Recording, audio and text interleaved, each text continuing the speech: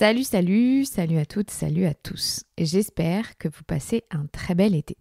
Ce mois de juillet, j'ai décidé de diffuser 3 interviews que j'ai données sur d'autres podcasts. Ce sont 3 podcasts que j'aime énormément écouter. Le premier épisode a donc été diffusé sur Intention, créé par Marisa et Isadora. Elles sont entrepreneuses, très fun et super transparentes sur leur aventure dans le monde du business. On y parle beaucoup de jongler entre 2 entités, celle de mère et celle d'entrepreneuse, et vous comprendrez que l'équilibre est très périlleux. J'ai adoré discuter avec elles. Ah oui, et elles sont aussi jumelles, j'adore. Je vous souhaite une très bonne écoute. Bonjour et bienvenue dans un nouvel épisode. Alors aujourd'hui, c'est moi, Isadora, qui parle. Je suis accompagnée de Marisa, comme d'habitude, mais également de Clémentine. Marisa vous l'a déjà présentée dans la petite intro juste avant. Et Clémentine est avec nous. Bonjour Clémentine. Salut les filles. Et ma première question, c'est une question toute bête. Clémentine, comment ça va ? Mais on veut une vraie réponse. Pas le ça va parce qu'on a l'habitude de répondre ça va parce qu'on n'a pas envie de s'épancher, mais là tu peux. Comment ça va ? C'est dur de répondre à cette question parce que là à l'instant T franchement ça va, ouais. Mais genre il y a une semaine ça allait pas du tout, donc tu vois c'est particulier de répondre ça va parce que les gens ils ont une fausse impression, ah bah oui là ça va, mais j'ai eu des semaines difficiles parce que je pense que comme tout le monde déjà, je sais pas pourquoi à partir du mois de janvier-février, ça a vraiment commencé à me peser la situation de la pandémie, le fait d'être encore soit restreint nos champs de liberté. Tu vois, j'ai vécu un peu comme toi Marisa. Ma grossesse plus mon postpartum tu vois en confinement, et finalement c'était plutôt génial parce que pour moi c'était une petite bulle. Enfin je m'en foutais des gens, de toute façon j'étais pas du tout dans l'interaction, sortir tout ça m'intéressait pas, donc c'était parfait. Et puis quand même après 3-4 mois postpartum, là j'avais envie de reprendre une vie un peu normale, et en fait tu peux pas quoi, donc t'as l'impression que c'est sans fin, donc je n'imagine même pas pour les autres qui n'étaient pas comme nous en postpartum ou enceintes. Et c'est puis clair. Là ça fait 6 semaines où mes 2 filles on a enchaîné 2 varicelles, 2 bronchiolites et 2 semaines d'isolement parce qu'on était cas contact de Covid, donc pas d'école pour ma grande. Waouh! Et là, avec mon mec, on s'est dit là l'autre fois, ça fait 6 semaines, on a l'impression qu'on ne s'en sort plus, quoi. Enfin, ça fait beaucoup, en fait. C'est vrai, ça fait beaucoup quand tu travailles de la maison, que tu gères des enfants, et que t'as juste envie d'être aussi un adulte et un être humain sur cette terre. Waouh, c'est difficile d'y arriver. Mais voilà, aujourd'hui, je me sens bien. Il recommence à faire un peu plus beau. Mes filles sont moins malades. Ma grande est retournée à l'école hier, donc tu vois, ça va mieux. C'est top. En plus, c'est vrai que on t'a proposé de participer avec nous à cette discussion parce qu'on voulait pas que ce soit une interview où Clémentine Sarlat, dis-nous qui tu es. C'était plutôt, on voulait discuter puisqu'on nous demande beaucoup sur les réseaux, mais comment vous faites pour gérer votre vie de maman, d'entrepreneur. Et on s'est dit, ce serait quand même intéressant de parler avec quelqu'un qui vit la même chose que nous, en fait. En plus, toi, ce qui est mieux, c'est que t'as 2 enfants, donc 2 fois plus de taf. Et en plus que nous on est bien, c'est le fait que tu sois aussi, que tu vives aussi en province, puisque c'est vrai que pour beaucoup de gens encore, l'entrepreneuriat c'est axé que pour les Parisiens, les Parigots. Mais non, on peut être en province comme Isadora, comme moi, et puis on est toutes les 3 dans des provinces différentes, donc c'est assez top. Et quand tu m'as dit ce matin, je t'ai demandé comment ça va, est-ce que c'est toujours ok pour l'épisode, et tu m'as dit oui. Je sors de 6 semaines de maladie. Je suis en PLS niveau professionnel parce que je suis hyper frustrée. Je me suis dit, mais ça tombe bien alors. Parlons-en, parce que justement, toi, ton métier, c'est que tu es podcasteuse professionnelle. Donc, est-ce que tu peux nous dire déjà, comme ça, les gens, ils sauront un peu, qu'est-ce que c'est être podcasteuse ? Parce que c'est un nouveau métier finalement. Ouais. Les gens imaginent qu'on ne fait qu'être allongé dans un lit en pyjama et puis avec un micro et puis qu'on parle et qu'on raconte nos vies, quoi. Donc qu'est-ce que c'est pour toi être podcasteuse ? À quoi ça ressemble ? Ce qui est pas mal, c'est que je suis journaliste de formation, donc ça ressemble quand même beaucoup à mon ancien métier, mais j'ai tout à fait conscience aujourd'hui que je suis rédactrice en chef. Je cumule tout un tas de métiers qui avant, quand j'étais journaliste à la télé, étaient occupés par plein d'autres gens. Donc j'avais la possibilité de me focaliser sur un seul truc, c'était l'écriture de mes reportages et mes préparations d'interviews. Là, aujourd'hui, non, c'est pas ça. Je suis secrétaire de rédaction, je planifie. Donc, en gros, ce qui prend beaucoup de temps, moi j'ai trouvé, peut-être que vous aussi pour le podcast, c'est trouver toujours des nouveaux invités. Donc moi c'est une fois par semaine en plus, donc ça me fait. C'est je dois lire beaucoup de livres. Alors aujourd'hui j'ai aussi énormément de chance, c'est que je reçois beaucoup de livres, mais j'en reçois 2-3 par semaine. Si vous pouviez voir la pile de livres que j'ai à côté de moi. Et en fait, ça commence un peu à m'oppresser parce que j'en ai trop, j'arrive pas. Et moi, j'aime vraiment lire les livres, je les survole pas, je les lis pour pouvoir faire mes interviews. Trouver des profils différents qu'on voit pas partout, c'est pas facile. Répondre aux gens, oui, non, recevoir des mails. Et maintenant, ce qui est une grande partie aussi de mon travail, et tant mieux, hein, mais c'est de répondre aux marques qui veulent sponsoriser mon podcast, faire toute la partie marketing et qui n'est absolument pas mon terrain de jeu. Hein. Ouais. Ah non, à la base, non, pas du tout. Moi, j'aime juste faire les interviews. Enfin, non, c'est pas grave. Du coup, ça m'amuse, mais je pense que je suis pas très efficace. Me rappeler que j'ai telle interview. Enfin, donc voilà, il y a quand même tout d'un coup faire le montage. Donc tu vois, juste avant de commencer ce podcast, je me dis Clem, on a écouté ton dernier hors-série là, c'est normal. Oui. Alors parlons-en, Clémentine. Tu vois, bon voilà, concrètement ça montre que je suis au bout de ma vie au bout de 6 semaines, parce que je sais pas comment j'ai réussi à sortir ce hors-série. Pardon Manon, parce que c'est l'orthophoniste avec qui je l'ai fait, mais j'ai laissé un moment 1 minute de blanc. J'ai laissé un moment où je lui dis Manon, on entend tes boucles d'oreilles, est-ce que tu peux les enlever? Mais ça jamais tu le laisses ça sert à rien. On entend ma fille pleurer. Des trucs que je peux couper, mais je sais pas, mon cerveau n'a pas connecté. Pourtant j'ai fait le montage, hein, donc je sais pas ce qui s'est passé. C'est fou ça m'a, parce que moi je l'ai écouté comme j'écoute tous tes épisodes, je l'ai écouté et tout de suite j'ai dit à Isadora, t'as écouté le dernier épisode de Clémentine? Elle me dit non. Je sais pas, c'est chelou, non? Elle l'a monté ou est-ce qu'elle a mis le rush qui n'est pas monté? Mais moi directement je t'ai dit aïe, Clémentine doit être un peu sous l'eau. Elle s'est pas rendue compte que le montage n'était pas optimal quand elle l'a publié, quoi. Non, c'est ça. Mais donc, tu vois, ça, c'est ça la réalité, l'envers du décor. C'est parce que les semaines où je sors un hors-série, c'est une seule fois par mois. Ça veut dire que je sors 2 épisodes dans la semaine. Donc là, laisse tomber, c'est le summum du travail que j'ai à faire. Et tu vois, ce qui est compliqué pour moi, c'est que je suis j'ai signé un contrat avec une maison d'édition pour écrire un livre. Mais sauf que ça s'écrit vraiment pas tout seul, un livre. Faut du temps. Non. Et c'est impossible pour moi de l'écrire en ce moment. J'ai une autre idée de projet documentaire que je suis en train de pitcher. Ça doit me prendre du temps et je n'arrive pas à trouver le temps. Et quand je t'ai dit que j'étais dans ma frustration, c'est vraiment ça. C'est de dire, ok, il faut accepter que là, j'ai 2 petites filles qui ont 3 ans et demi et 6 mois et que, non, je peux pas. Et à côté de ça, je me sens chanceuse parce que je suis à mon compte. Donc, je peux me prendre ces 6 semaines plus ou moins off. C'est-à-dire que je travaille, mais je travaille vraiment à 50%. Sans que ça me pénalise trop. Ça me pénalise sur le long terme, on va dire. Mais là, tout de suite, je fais le minimum de ce que je dois faire. Mais c'est frustrant. Je sais pas comment vous le vivez, mais moi, je trouve ça hyper frustrant. C'est le mot, je crois, frustration. Et le mot de la mère de base, je pense déjà de base, mais la mère entrepreneur qui travaille à la maison, frustration de commencer ta journée. Moi je suis ma morning routine, c'est crucial pour moi. Donc moi le matin, je me réveille, je fais ma petite morning routine et je me dis aujourd'hui ça va être ça. Dans ma tête, tout va être tellement parfaitement comme quand j'étais avant, au tout début, je travaillais avec Isadora pendant 4 ans avant que je sois maman, 3 ans avant que je sois maman. Je travaillais avec toi pendant 3 ans, donc moi pendant 3 ans, j'avais pas d'enfant, j'étais célibataire. Moi, mes journées, elles roulaient, quoi. Là, je me dis tout le temps, le matin, ma journée, je dois faire ça. J'ai 3 tâches obligatoires à faire. Et en fait, tu te rends compte que dès 10h, tout est chamboulé, que tout est foutu en l'air. Et donc, du coup, tu grappilles des petits morceaux de tâches un petit peu à droite, à gauche. À la fin de la journée, je ne suis que frustration. Boule d'un peu souvent je me sens énervée, je me sens je suis pas bien à la fin de la journée parce que j'ai pas fait ce que je devais faire. Mais comme tu dis tout à l'heure, il faut accepter, et je crois qu'au bout d'un moment il y a plus le choix en fait d'accepter. Et comme dit toujours notre Karine, elle me disait Marisa là, parce que la semaine dernière je l'ai appelée, j'étais une boule d'énergie, j'étais hyper oppressée, je me sentais trop oppressée parce que on est en train de réouvrir la plateforme Intention, mais en même temps on a accepté des partenariats pour YouTube. Je me suis dit j'aurais pas dû accepter ça. Du coup moi je sais que les marques elles m'attendent au tournant, sauf qu'en même temps il faut que je travaille pour Intention, en même temps je dois allaiter ma fille. Et je me suis dit Marisa, déjà tu vois, la prochaine fois pense à ne pas accepter de partenariat comme ça, c'est une mauvaise idée. Et donc je lui dis j'ai envie de pleurer, pour moi c'est trop, je me sens submergée, j'arrive pas. Elle me fait oh stop.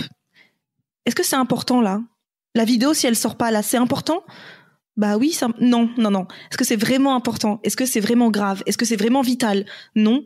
Alors on se calme, pleure. Ça te fait plaisir? Pleure. Ça te fait du bien? Pleure. Mais c'est pas important. Donc remets les choses un peu à leur place. Et d'un coup, elle m'a libérée d'un poids. Je me dis mais c'est vrai que c'est pas important. Bah en soi, elle me dit, mais si tu envoies un mail à la personne en disant, écoute, la vidéo, elle pourra pas être disponible telle date, n'oublie pas que derrière derrière le mail, c'est un être humain qui sera en face, donc elle pourra comprendre, en fait. Donc, stop, et c'était quoi. le cas. Et j'ai fait, puisqu'elle ah oui. elle a compris tout de suite, elle a dit, pas de souci, postez-la quand vous pouvez. J'ai fait, ah oui. Ça peut être simple. Je crois qu'en fait, quand on est maman, on devient tout de suite une Wonder Woman. On sait qu'on peut tout faire. On dit oui à tout. Et en fait, au moment où ça arrive, t'es là, en fait, je suis pas capable. Mais c'est trop tard. Et juste se rappeler que est-ce que c'est vraiment important, qu'est-ce qui est important en fait finalement, et là c'est pas important quoi. Donc Marisa, détends-toi quoi. Mais donc oui, la frustration je l'entends. Mais c'est marrant parce que tu vois, Marisa et moi on est en postpartum 6 mois, donc on est dedans. Toi t'es bien plus loin, donc rassure-nous, c'est plus facile après. Alors oui, c'est plus facile. Déjà, moi, à la différence de vous, j'ai pas gardé Alba à la maison pendant longtemps, mais ça, vous pouvez écouter l'épisode justement de la matrescence avec Clémentine où on en parle notamment du pourquoi moi j'ai fait le choix quelque part qui n'était pas vraiment un choix, mais qui était un choix un petit choix, voilà, de la mettre tôt à la crèche à 3 mois et demi. Du coup, moi, j'ai moins ressenti ça puisque moi, je la gardais avec moi 2 jours et demi dans la semaine et le reste du temps je travaillais, donc j'avais quand même 3 jours, 2 jours et demi, 3 jours pour travailler, donc c'était des jours où je travaillais toute la journée et les 2 jours où j'étais avec elle j'essayais de travailler parce que c'est vraiment en 2020 j'étais vraiment dans le côté même quand elle est avec moi faut que je travaille. Ça, c'était en 2020.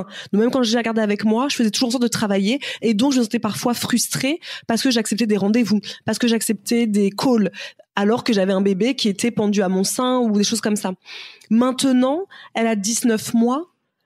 Elle est gardée. Alors maintenant, de façon, moi, là, pour le coup, je n'ai plus aucune inquiétude de la faire garder puisqu'elle est gardée par mes parents. Donc quelque part je sais qu'elle est aimée, qu'elle est choyée et que c'est limite une extension de moi-même. Je veux dire, l'amour qu'elle a, que j'ai, ma mère va lui donner aussi. Donc et du coup moi je me sens, désolée les filles, hyper sereine. Moi je travaille de façon hyper sereine. J'avoue que j'ai pas de stress. Moi, elle est chez mes parents le lundi, la crèche le mercredi, chez mes parents le vendredi. Mais moi, je sais que c'est 3 jours où je travaille, mais alors à mon rythme, comme j'aime, tranquille. Quand elle rentre, moi, j'arrête de travailler, ça c'est sûr. Et le mardi et le jeudi, je la garde avec moi, mais c'est pour le coup depuis 2021 là, c'est des jours où je ne travaille pas. Ou bien sûr, je travaille, c'est-à-dire je vais faire une recette et je vais prendre en photo. Ça me dérange pas, je suis pas devant un écran, ça me dérange pas qu'elle soit à côté de moi, on fait ça ensemble, je le prends en photo pendant qu'elle joue. Enfin, du coup maintenant moi je suis hyper détente et j'ai pas le même sentiment en effet que vous et je m'en souviens plus. Donc en fait, je suis la mère que je détestais à l'époque, qui dit je me souviens plus, mais elle a que 19 mois et c'est vrai que j'ai tendance à déjà oublier cette frustration que j'avais à l'époque. Pour moi, c'est positif parce que ça veut dire que quelque part, c'est tellement passager et qu'en effet, ça sert à rien d'être frustré et d'être énervé sur le coup parce que c'est quelque chose, mais qui passe tellement vite. Et maintenant, je me dis avec le recul, si j'avais un autre enfant maintenant, j'essaierais d'être un peu moins frustrée, dit-elle. Ça se trouve, je le serais tout autant. Mais c'est vrai que maintenant, à 19 mois, je le ressens plus du tout. Maintenant, j'arrive beaucoup mieux à gérer mon rôle de maman et mon rôle d'entrepreneur. C'est parce que c'est facile. J'ai un emploi du temps qui est plus facile. Mais toi d'ailleurs, Clémentine, ta fille est là, elle a quel âge déjà ? Elle a 3 ans et demi. Elle a 3 ans et demi. Donc toi, t'as été entrepreneur dès que t'as été maman, en fait, parce que c'est un choix que t'avais fait, non ? Non, moi c'est ça, c'est la première fois où je suis entrepreneur en ayant un bébé, parce que pour ma première, j'étais salariée. Et ça s'est très mal passé, mon retour de congé maternité, c'est pour ça que je suis aussi partie de France Télévisions. Et donc j'ai eu, si tu veux, jusqu'à ces 10 mois. D'accord. J'étais un salarié, donc j'avais pas à gérer quand j'étais off. Quand j'étais à la maison, j'étais off. Enfin, je veux dire vraiment, c'était plus simple, on va dire, même si j'étais impressionnée, quand on est journaliste, on n'est jamais off parce qu'on peut être d'astreinte, parce qu'on peut nous appeler, on nous décale nos jours de repos. Voilà, c'est un peu compliqué les emplois du temps de journaliste. On travaille les week-ends, tout ça. Mais c'est pas la même chose. C'est-à-dire que tout ne dépend pas de toi, quoi. Enfin, ton salaire, il tombera quoi qu'il arrive à la fin du mois. Donc, bon, il y a quand même une pression un peu moindre. Et puis, j'ai commencé ensuite à être entrepreneuse quand ma fille était un peu plus grande. Donc, un peu, tu vois, c'est comme ce que tu viens de dire, Isadora. Elle était plus grande, donc c'était moins frustrant. Elle était gardée. Elle allait à la crèche, elle avait 1 an, donc j'avais vraiment mes journées où d'ailleurs c'était au début de l'entrepreneuriat où je savais pas trop ce que j'allais faire et je savais juste qu'il fallait que je bosse et je me faisais chier des fois. Je disais mais il faut que je trouve quelque chose à faire et tout. Si j'avais su à l'époque, profite. T'as démissionné toi? T'as démissionné ou ouais. C'était enfin non, t'as démissionné? Si, ouais. Enfin, j'ai demandé une rupture conventionnelle pour être sûre pouvoir bénéficier du chômage au cas où si je retrouvais pas quelque chose, enfin, si ça marchait pas pour moi. Mais je suis partie, oui, je supportais plus. Ça a fait l'objet d'un documentaire qui est sorti ce week-end sur Canal+, si vous avez envie de le voir. Mais en tout cas, là, tu vois, c'est la première fois que je suis dans une configuration où il faut que je gère tout. Et puis, c'est marrant parce que de ce que vous dites, et de ce que moi je vis aussi, ce qu'il faut, je crois, retenir, en fait, c'est apprendre à dire non.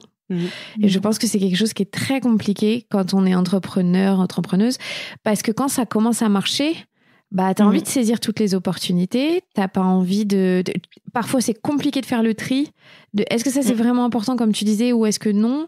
T'as aussi la pression financière.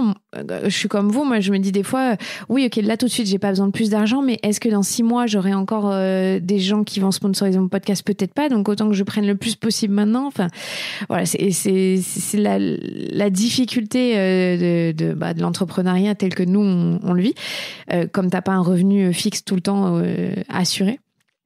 Et donc apprendre à dire non, je trouve que c'est super dur. Et c'est quelque part ce que j'essaie de faire là depuis quelques semaines, parce que par contre tu vois, c'était difficile, mais je me disais ok, c'est une période, elles sont malades, elles sont petites, je sais que ça arrive. Ok, j'arrive à faire le minimum, c'est-à-dire à répondre à mes sponsors et à sortir des épisodes. Ok, je peux pas faire plus, je peux pas développer mon business. En fait, c'est ça, voilà. Ouais. C'est ça la différence, c'est que je peux travailler, mais il faut que j'accepte le fait que je ne le développe pas. Donc, effectivement, ça a une répercussion sur le long terme, on va dire, enfin, parce que je fais pas plus que ce que je pourrais, mais il vit, voilà, mon business. Mais je pense qu'elle vient de la frustration pour tout le monde. C'est qu'on a envie de développer, on a plein d'idées, j'ai 1000 idées, mais ok, c'est pas possible là tout de suite. Et ça, c'est dur. Mais c'est ça, je crois que j'ai l'impression que quand on a une entreprise comme nous, on a une entreprise qui est quand même basée sur aussi de la créativité. On a toujours, moi je dis toujours que je suis une boîte à idées. J'ai une idée toutes les 3 minutes. Ah, j'ai une idée, donc j'appelle Isadora, je veux le faire. Et en fait, au bout d'un moment, il faut se dire, mais c'est le moment là. Parce qu'en effet, moi, quand j'ai accouché, j'ai dû faire vivre l'entreprise. Juste la faire vivre, en fait, pour nous assurer le chiffre d'affaires, pour nous assurer, enfin, que les clients soient satisfaits, parce qu'il y a quand même, nous, on a des clients quand même, hein, qui payent tous les mois. Donc, il faut que ce soit satisfait. Donc, moi, je me disais le matin, Marisa, ta seule mission, c'est de satisfaire les clients qui sont déjà là. Et donc de faire vivre l'entreprise qui est déjà là. C'est pas d'aller chercher des nouvelles personnes qui vont venir dans l'entreprise, c'est pas développer une autre activité, c'est de faire vivre ce qu'il y a déjà, quoi. Mais c'est sûr, c'est frustrant quand t'es une boîte à idées, que toi tu étais là, oh là là, j'ai cette petite idée, je vais la mettre en place tout de suite. Bah non, en fait, on a dû beaucoup et d'ailleurs on a eu une conversation il y a pas longtemps là, il y a quelques jours, justement avec Marisa, où on a sur Notion une liste de choses, d'idées. On a déjà fait des rendez-vous avec des graphistes, avec des maisons non pas des maisons d'édition, des imprimeries, enfin pour plein de trucs. Et autrefois, il y a 2-3 jours, je dis à Marisa, en fait là, on va juste se calmer parce que on a plein de choses, mais on n'a pas le temps. Alors moi, je peux avoir plus le temps, mais pour le moment, Marisa, qui est elle la boîte à idées, on va dire créative. Bah si c'est pas elle qui drive les graphistes, si c'est pas elle qui drive les freelances en général. Bah c'est pas moi qui vais le faire, parce que moi je vais dire oui à tout et Marisa va me dire à la fin, mon Dieu c'est moche, pourquoi t'as fait ça, pourquoi t'as accepté ça, parce que moi je trouvais ça beau, parce que j'ai pas le même regard qu'elle. Du coup j'allais dire Marisa, attends, calmos, parce que en effet ça nous donne envie de développer, ça, on aura toujours cette envie là, ça c'est évident, et c'est frustrant de se dire bah on reste un petit peu sur notre rythme de croisière, on a envie de pimper un petit peu à chaque fois son travail, mais à côté de ça, est-ce qu'on a le temps ou est-ce qu'on va pas faire tout et en fait rien quelque part? Et c'est un peu ça. Ce qu'on faisait en ce moment, c'était, on avait plein de projets différents, mais en fait, on n'aboutit rien parce que qu'il y a un bébé à allaiter, parce qu'il y a moi qui ai envie de travailler, mais j'ai pas non plus envie de travailler du matin jusqu'au soir. Ça aussi, c'est une réalité. Je peux plus me permettre de travailler comme je faisais avant. Je commence à 7h et puis je peux finir à 21h, 22h, 23h. Non, moi, je suis crevée à 22h. À 22h, je dors, les amis. À 22h, je dors, moi. Parce que je suis crevée de ma journée. Et d'ailleurs, c'est vrai qu'on parlait d'allaitement. Clémentine, t'allaites aussi, toi. Ouais. De façon exclusive. Ouais. T'as commencé à la faire manger un petit peu ou pas? Si, j'ai commencé la diversification. Ouais. Mais c'est vrai que même rien que ça, en fait, c'est plus pratique l'allaitement parce que la diversification, ça prend plus de temps. Ouais, c'est clair. Et donc, des fois, tu te dis, en fait, c'est que t'es cool d'allaiter à 100%, parce que ça va plus vite. Mais l'à côté, c'est que tu dois être là tout le temps. Et tu vois, là, dans la frustration que moi, j'ai beaucoup ressentie ces dernières semaines, et c'est l'objet de discussion interminable avec mon mec et enfin, non, je dirais pas le pauvre, non. Mais j'essaie de bien lui montrer ce que ça veut dire, le patriarcat. Et je lui dis, tu vois, dans notre dynamique de couple, même moi qui suis ultra renseignée sur la charge mentale et sur la répartition genrée dans notre couple, et ben même nous, on tombe dans ce travers, c'est-à-dire que lui, il bosse comme un ouf, comme il a envie, en fait. Et moi, je récupère les miettes de quand je peux bosser. Ouais. Et je lui dis, tu te rends compte que tout tourne autour de ta vie pro. Alors que, je tiens à préciser, on gagne le même niveau de salaire. Donc, c'est même pas encore si on faisait un choix de dire, bon, on privilégie son salaire parce qu'il est plus fort et, ok, on se rend compte que moi, non. Donc, non, là, c'est-à-dire que moi, j'ai triple journée. Parce que j'ai mon travail, j'ai géré les filles, parce que moi, à 16h30, je vais chercher ma grande et je reste au parc avec elle jusqu'à 18h. Et après, évidemment, vous connaissez, 18h20, 19h30, par contre, elle se couche à 19h30. J'ai de la chance. C'est mort, je retravaille pas. Alors que lui, il va faire des appels. Bon, il a un travail où il faut qu'il travaille plus le soir. Enfin, c'est compliqué. Mais du coup, je lui ai dit, tu vois, sous prétexte que j'allaite, on n'a pas réussi à trouver une organisation où tu me décharges vraiment dans des grandes plages horaires. Parce qu'en fait, moi, j'arrive à travailler 1-2 heures. Donc, l'incidence sur mon travail, c'est que je ne fais aucun papier administratif, parce que ces trucs-là, ça prend un temps fou, et que tu dois quand tu t'y mets, il faut t'y mettre pendant un long moment. Tu peux pas faire ça 10 minutes vite fait. Et donc, du coup, je prends un retard fou, parce que c'est-à-dire que je facture pas bien les gens, donc je récupère pas l'argent. Et en fait, je lui dis, tu me pénalises moi, et je lui dis, regarde, la société, c'est comme ça, c'est-à-dire que nous, les femmes, on bosse pour que vous soyez dans les meilleures conditions, les hommes, pour que votre carrière, vous vous épanouissiez. Et on récupère tous les à côté. Je lui dis, tu te rends compte? Je lui dis, même nous, on fait ça. Je lui dis, c'est chaud quand même. Et donc, il le voit. Mais si moi, je pointe pas du doigt le truc, il ne voit pas du tout le problème, en fait. Et c'est quoi sa réponse à lui, du coup? Lui, il dit oui, c'est vrai, t'as raison. Alors, il y a toujours le oui, mais pour lui, parce que oui, mais moi, mon travail, c'est le soir à 18h, parce que les coachs, il est agent dans le monde du rugby, donc il faut qu'il appelle les coachs, sinon la journée, ils sont à l'entraînement. Je dis oui, très bien, mais moi, c'est pareil. Donc lui, il travaille à la maison aussi? Oui, on travaille tous les deux. Donc vous êtes tous les deux entrepreneurs, c'est intéressant ça. C'est ça. Lui, il est co-gérant, mais il travaille de la maison. Ouais. Et il fait ce qu'il veut. Enfin, il fait comme il veut, il travaille comme il veut. Lui, le souci, c'est qu'il comprend pas l'intérêt des vacances ni des week-ends, contrairement à moi, parce que moi, par contre, je sais couper, il y a pas de problème. Mais je lui dis, tu vois, là, on s'est instauré un truc où notre fille, elle a 6 mois, donc ça va, elle pourrait largement passer une après-midi avec toi, et tu ne l'as jamais fait. Tu ne le fais pas. Franchement, c'est quoi sa réponse? C'est une bonne question, je sais pas. Je pense qu'il a compris. Il est conscient du problème. Mais ça va pas changer spécialement. Dans les faits, il a du... Enfin là, tu vois, ça fait 2 jours que je suis toute seule parce qu'il est parti en déplacement. Bon, avant, moi, j'avais ce rythme de vie-là, donc je le connais comme ça, je lui en veux pas, c'est pas un problème.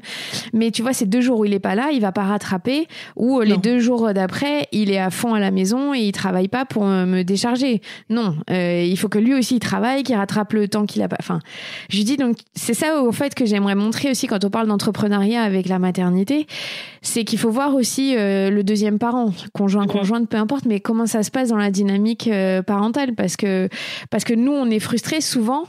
Parce qu'il n'y a pas le relais adéquat. Franchement, c'est super parce qu'en fait, c'était une question.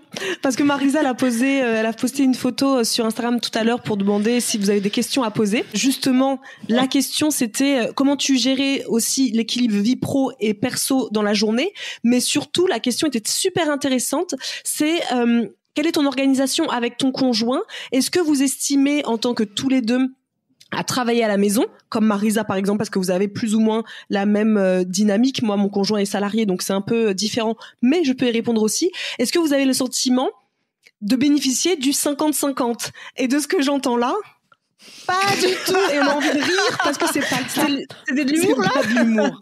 Non. C'est pas de l'humour. Non. Ah non, c'est la blague de l'année, celle-là. Non, après, moi, je suis d'accord que comme j'allaite, on peut pas faire 50-50. On est d'accord. Mais c'est même pas ça que je demandais en vrai. Enfin, et j'en ai tout à fait conscience. Je pense que pour ma première, je demandais qu'on fasse un 50-50 parce que j'étais tellement accrochée à ce truc-là. Aujourd'hui, j'ai conscience que c'est pas grave si on fait pas 50-50. Par contre, ça serait bien quand même qu'on trouve un 40-60, tu vois. Parce que rien que ça, là, on est à plus 80-20.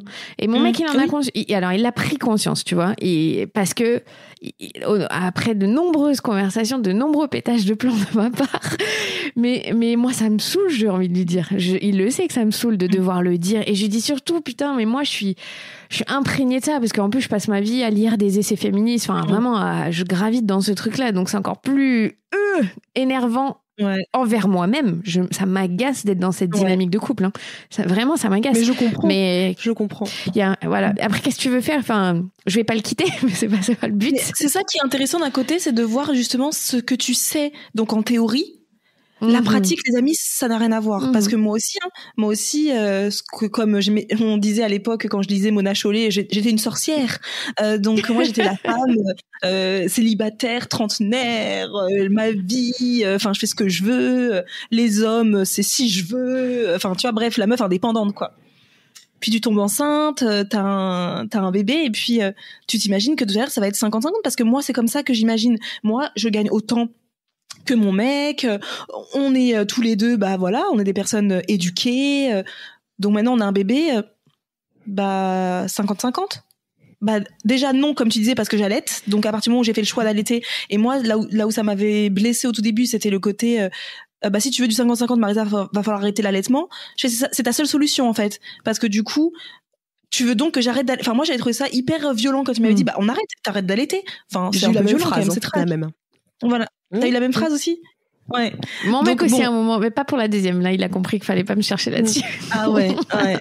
Donc du coup, moi j'allaite, donc je sais bien que de toute manière, de base, je vais me faire arrêter toutes les 5 minutes dans mon travail pour qu'elle t'aide, ça je m'en doute. Mais après, c'est qu'une fois t'as fini ta journée de travail, t'es resté à la maison, oui.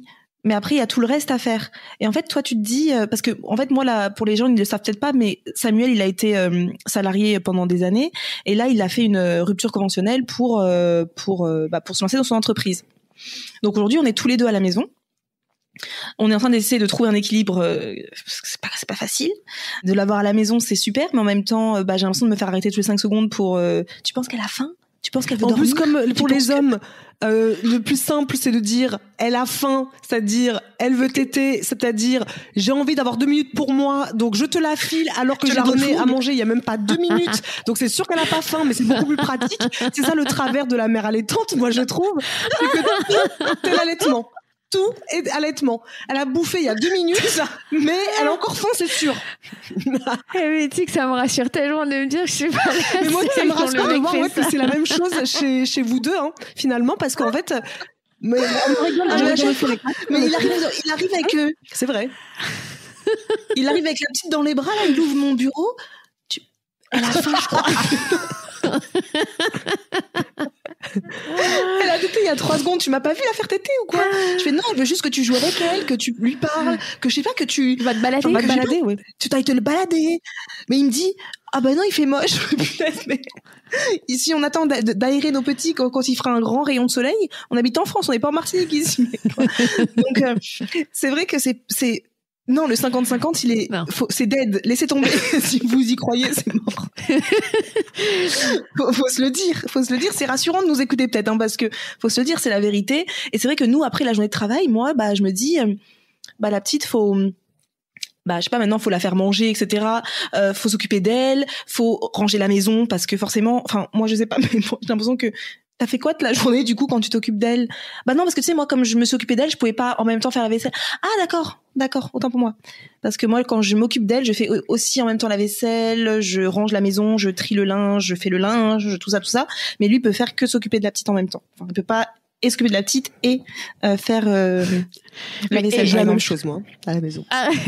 Alors moi je dis rien, mon mec est parfait sur les tâches ménagères, mais 100 fois plus que moi, donc vraiment là-dessus on n'a pas. Mais tu vois la différence, c'est que je réfléchis, c'est que moi je vais chercher ma grande donc quasiment tous les jours à 16h30 à l'école, ce qui fait que lui il a quasiment tous les jours 1h30 non-stop où il n'y a pas d'enfant à la maison. D'accord. Tu vois, il y a pas, parce que je prends ma petite, donc il a tous les jours 7h30, parce que lui aussi, vu qu'il travaille à la maison, il est aussi dérangé par Jasmine, mais que moi, j'ai jamais. Donc si, quand ma fille dort, mais tu vois, je suis tout le temps en train de vérifier là avec le babyphone, est-ce qu'elle dort, est-ce qu'elle est réveillée. Donc j'ai jamais l'esprit totalement libre de me dire, ok, là, je peux me concentrer à 100% sur ce que je fais. Et ça, c'est un luxe, parce que je pense que ce que moi m'a en tout cas appris le confinement, c'est que j'étais capable de travailler sur des horaires beaucoup plus restreintes. Comme je suis tellement d'accord avec toi, Isadora, la France, on est quand même con à vouloir travailler, genre c'est le mieux de travailler 7h, 22h, mais c'est pas ça la vie, ça sert à rien. Tu vois, j'ai lu le livre de Tim Ferriss, La semaine de 4 heures, et il a raison. Et je me suis rendu compte pendant le confinement que j'étais capable d'abattre beaucoup plus de travail dans un temps plus réduit, parce que j'avais pas eu le choix avec ma petite qui était à la maison, enfin ma grande finalement maintenant. Et c'est juste qu'aujourd'hui, ce qui est difficile, c'est que je n'ai pas 1h30 où je suis à fond sur un truc. Comme tu dis, toutes les 5 minutes. Et ça, c'est hyper difficile. Parce que comme tu dis, moi, je demande pas 50-50, mais de pouvoir avoir les 2 heures non-stop dans la journée, rien que ça me suffirait, je pense, pour abattre les 3/4 de mon taf. Ouais, bah j'avoue que moi je me sens mauvaise comme d'habitude, vous savez que je suis une connasse donc c'est normal, mais j'avoue que Samuel quand même il la garde facilement 1h30, 2 heures, donc souvent je lui dis écoute là j'ai vraiment une tâche à faire, c'est impératif parce qu'une vidéo YouTube ça prend énormément de temps à monter, j'ai besoin de tel temps. En fait je pense que le fait d'avoir des enfants, ça permet, quand tu les as à la maison, ça permet de travailler moins mais mieux. Ça veut dire que là j'ai plus ce temps où avant je me dis, Marisa, j'ai de la rédaction à faire. Je vais écrire des newsletters. Mais d'abord, Instagram. Attention, je regarde un peu ce qui se passe sur Instagram. Je réponds à mes commentaires sur Instagram. Et puis là, t'as une demi-heure, 1 heure qui sont envolées. T'as rien foutu. Donc moi, ma question maintenant, c'est vraiment travailler dans qu'est-ce qui va faire avancer mon entreprise. C'est plus genre, oui, il faut que j'aille répondre sur Instagram. Oui, ça c'est bien. Je vais répondre sur Instagram quand j'aurai le temps. Mais c'est pas ça qui va faire avancer mon entreprise là. Donc moi, c'est vraiment quelles sont les tâches qui vont faire que ça va vraiment me faire avancer. Et donc, en fait, c'est des tâches qui souvent, t'as pas besoin de faire de 7h à 22h. Hein. C'est des tâches, en effet, que 4 heures. C'est la semaine de 4 heures ? C'est peu, non ? Eh ouais, non, lui, c'est la semaine de 4 heures. Ah ouais, quand même. Non, moi, déjà, je me dis, si je travaille 2 heures par jour, mais vraiment dans des vraies tâches, qui vont vraiment avoir un impact sur mon entreprise, je me dis déjà, Tu te souviens quand j'avais dit ça sur YouTube ? Est-ce que je m'étais pris dans la tronche parce que j'avais osé dire sur une vidéo. En plus, je me suis mal exprimée parce que moi, je parlais de quand Alba est avec moi.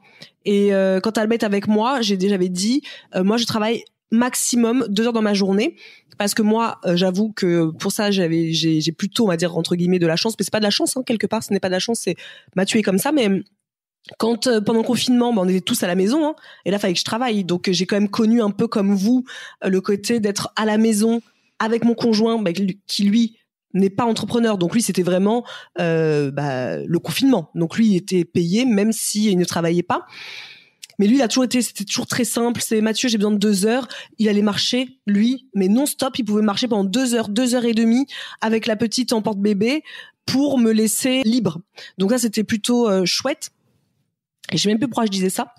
Et je disais ça parce que tu t'étais fait laminer sur YouTube. Et je t'ai fait laminer parce que j'avais dit que quand Alba est avec moi, je peux travailler. Enfin, je ne travaille que 2 heures. Et on m'avait dit oui, tu te rends compte de ce que tu dis. La moitié des gens en France n'ont pas cette réalité-là. Travailler 2 heures, mais c'est n'importe quoi. Nous, en plus, faut toujours comparer parce que le but c'est de comparer toujours l'infirmière, la personne qui travaille à l'hôpital, le médecin, la personne qui travaille à l'usine. Faut toujours comparer. Mais moi, je m'étais mal exprimée parce que je parlais quand j'étais avec Alba. Mais en plus, ce serait mentir parce qu'il y a des jours aussi où quand Alba n'est pas avec moi, on pourrait croire que je travaille donc du matin jusqu'au soir. Mais non, parce que parfois, en une matinée, j'ai réussi à faire les tâches que j'avais besoin de faire. Et après, je prends du temps pour moi. Et d'ailleurs, ça me fait rebondir sur la question. Est-ce qu'on arrive à avoir des moments pour soi quand on est maman et entrepreneur ? Moi, je peux répondre oui, puisque quand Clémentine. Quand ma fille n'est pas avec moi et à la crèche ou chez mes parents, bah parfois je vais travailler 4 heures, parfois je peux travailler jusqu'au moment où j'entends la porte qui s'ouvre, mais parfois je peux avoir 1 heure pour aller marcher toute seule, je peux faire ma séance de sport, je peux lire dans mon lit toute seule avant même qu'elle arrive le soir. Donc oui, moi j'estime que j'ai facilement des moments pour moi dans la journée, même quand elle est pas avec moi ou même quand elle est avec moi. Et vous, les filles? Tu sais, c'est marrant parce qu'il y a donc les 6 semaines jeune passé qui étaient vraiment difficiles.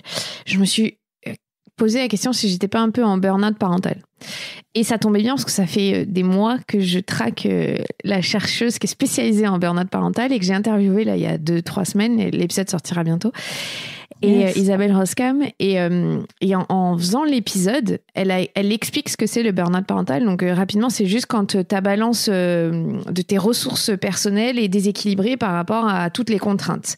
D'accord. Donc évidemment, en temps de Covid, c'est très compliqué parce que je sais pas, Marisa, je sais que t'aimes aller danser. Enfin voilà, tu peux pas faire tout ça forcément. Donc tout ce qui te nourrissait avant est en train de se vider. Donc c'est comme ça qu'on peut tomber en burn-out parental parce que on n'a plus de soupape, on n'a plus ce moment bien-être pour soi. Et du coup, je me suis posé la question, mais c'est vrai que autant les premiers mois des bébés, c'est normal, on est à fond dedans, on se pose même pas cette question, qu'est-ce qui me fait du bien?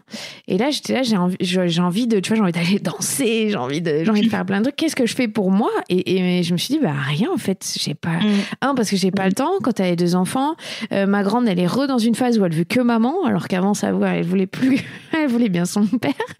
Donc, il y a un moment, je disais à mon mec, j'étouffe là, je supporte plus. Et c'est un des signes du burn-out parental quand on se sent étouffé, qu'on se reconnaît plus.